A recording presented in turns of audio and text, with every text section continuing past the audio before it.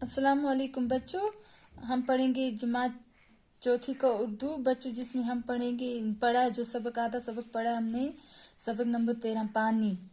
बच्चों जो आधा सबक है वो आज हम इस क्लास में पढ़ेंगे। बच्चों आपको तो पता है पानी की क्या अहमियत है हमारे लिए।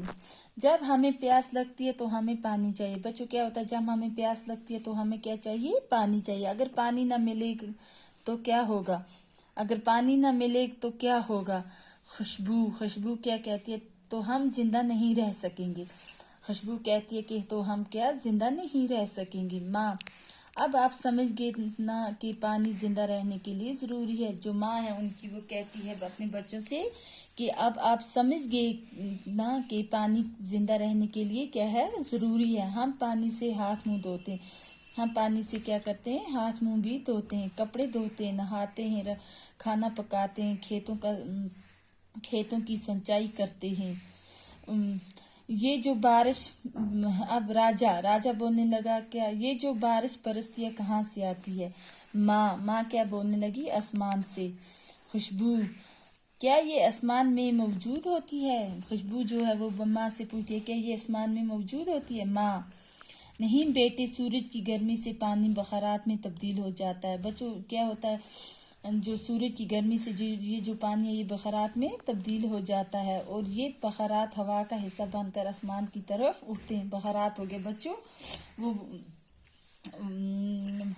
वो, वो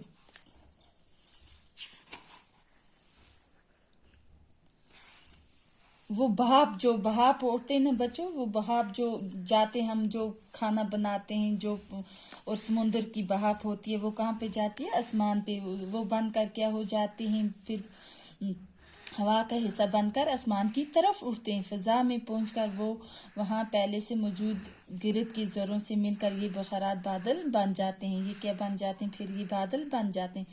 जब दर्जा हरारत कम हो जाता है तो ये बखरात फिर से पानी के कतरों में तब्दील हो जाते हैं। बच्चों जब दर्जा हरारत कम होता है, ये जो बहाव है जाते हैं, ये क्या करते हैं, फिर पानी के कतरों में तब्दील हो जाते हैं। यही पानी की कतरे बारिश कहलाती है। यही पानी की कतरे क्या कहलाती है, बारिश। अगर दर्जा हरारत ज्यादा कम हो जाए तो ये बखरात बर्फ में तब्दील हो जाते हैं। बच्चों अगर दर्जा हरारत जो है और ज्यादा कम हो जाए तो ये जो बहाव होते हैं, ये जो क्या होते हैं, बर्फ में तब्दील हो जाते हैं। राजा, बारिश का पानी कहाँ जाता है। राजा माँ से पूछता है कि बारिश का पानी कहाँ जाता है। माँ, बारिश का पानी जमीन के अंदर जज़ब हो जाता है। बारिश का जो पानी है कहाँ जज़ब हो जाता है बच्चों, जमीन के अंदर।